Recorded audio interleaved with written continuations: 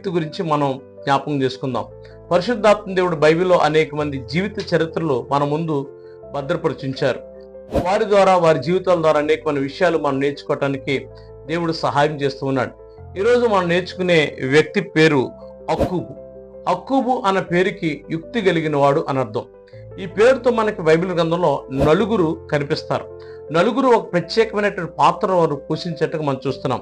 మొట్టమొదటిగా మనం చూస్తున్నప్పుడు మొదటి దినవృత్తాంతం గ్రంథము 3వ అధ్యాయము 24వ వచనం చూస్తున్నప్పుడు, ఈయన దావీదు సంతతివాడు, ఎల్యోయోనై కుమారులలో ఒకడుగా ఇతను ఉంటూ ఉన్నట్లుగా మనం చూస్తున్నాం. ఈయన దావీదు సంతతికి సంబంధించిన వాడుగా, అనగా ఆశీర్వదించబడినటువంటి ఒక ఎంపిక చేయబడిన కుటుంబానికి సంబంధించిన వ్యక్తిగా మనం చూస్తూ ఉన్నాం.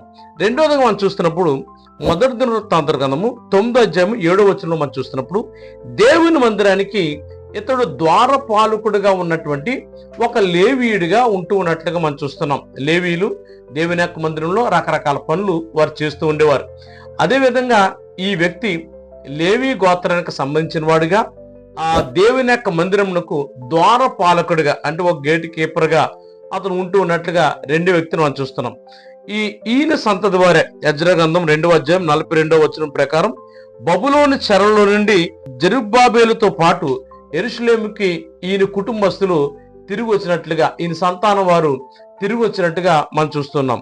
మూడవది మనం చూస్తున్నప్పుడు ఎజ్రా గ్రంథము 2వ అధ్యాయం 45వ వచనం ప్రకారం నెతనీయుల వర్గంలో ఒక కుటుంబానికి పెద్దగా ఈ యక్కూబు అనేటువంటి వ్యక్తి, మూడో వ్యక్తి మనకి అక్కడ కనిపిస్తుంటాడు.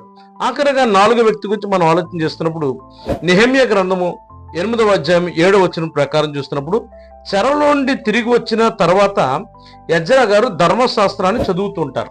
ధర్మశాస్త్రాన్ని చదువుతున్నప్పుడు అక్కడ కొంతమంది దాన్ని వివరించి ట్రాన్స్లేషన్ చేస్తూ ఉంటారు. అలాగా తర్జుమా చేసినటువంటి వ్యక్తిలో, దాని తాత్పర్యాన్ని ప్రజలందరికీ తెలియజేసినటువంటి వ్యక్తిలో ఈయన ఒక్కడుగా ఉంటున్నట్టుగా మనం చూస్తూ ఉన్నాం. ఈ అక్కూబు అనేటువంటి పేరుకి అర్థం ఏంటంటే యుక్తి కలిగిన వాడు అని అర్థం.